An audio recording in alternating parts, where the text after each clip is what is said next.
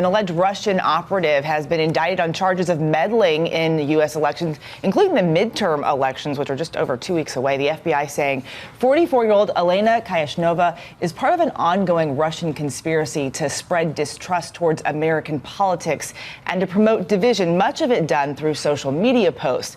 President Trump responding to the charges by saying it has nothing to do with him.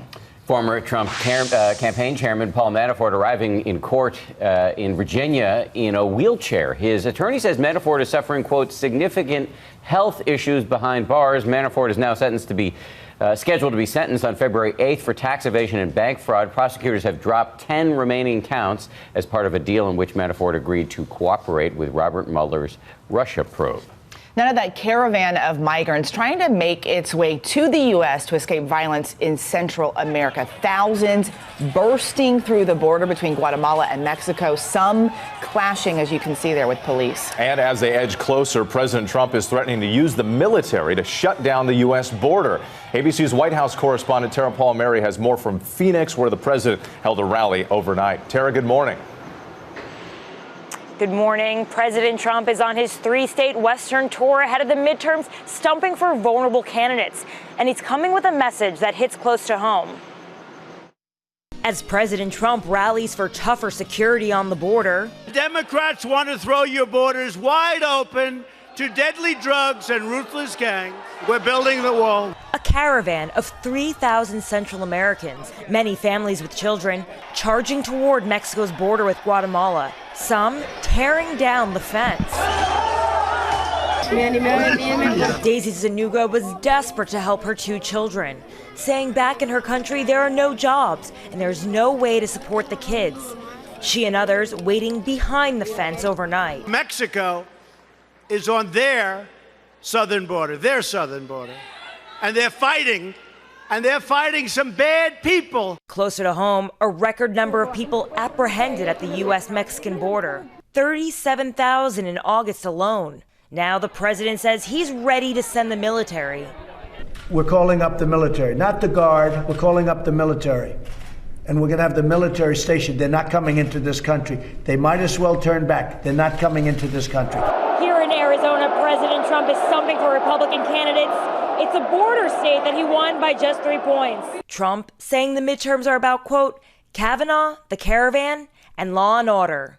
If you want to defend American laws, the borders, the sovereignty, the dignity, then you must vote for Martha and vote for Republican on November 6th or before. As you can hear, President Trump in Arizona was stumping for Martha McSally, a Republican congresswoman who is locked in a dead heat race for the seat vacated by Senator Jeff Flake. He heads to Elko, Nevada today to stump for Senator Dean Heller, who's also in a tight race. Dan? Lots of tight races there, and just about 2 weeks, 2.5 weeks to go. All right, Tara, thank you very much. Let's bring in ABC News chief political analyst Matthew Dowd. Matthew, good morning to you. As the midterms approach, as we said, just about 2.5 weeks away, is this caravan story that the president keeps talking about and we keep seeing all these visuals of, is that a potent political argument for the president?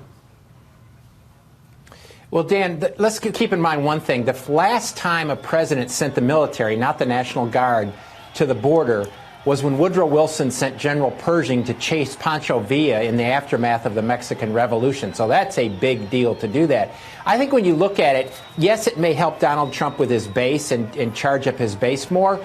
But sitting in Texas, which has the longest border on Mexico, most people think you can do two things. You can secure the border, but you can also be compassionate with what those families are going through. So it doesn't help if you make one voter enthusiastic and offend two independent voters. Most of the public thinks you can do both.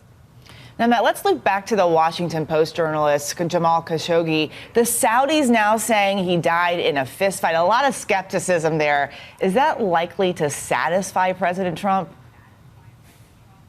I think the Saudis would have been better off going with, are you going to believe me or your lying eyes? I think the problem is the international community and a bipartisan group of people here, leaders here, don't believe the story. It's hard to believe a story where 15 people show up from Saudi Arabia with a bone saw and he disappears, his body not to be found. I think the president's going to have to wade in this more. He's going to have to question the Saudis on this. And I don't think the investigation that the Saudis have put in place, that MBS, the Crown Prince is now in charge of, is going to satisfy anybody. This is a story that I think is going to be with us until we get the answers of what really happened. Yeah, and there are so many open questions here, as Ian Panel elucidated earlier. Matt Dowd, we always appreciate you getting up early with us on a Saturday morning. Thank you, sir. Great to be here. Buy a ticket. Buy a ticket. Quick. Already got him, Matt. All right, we'll talk to you soon. Hi, everyone. George Stephanopoulos here. Thanks for checking out the ABC News YouTube channel. If you'd like to get more videos, show highlights, and watch live event coverage, click on the right over here to subscribe to our channel. And don't forget to download the ABC News app for breaking news alerts. Thanks for watching.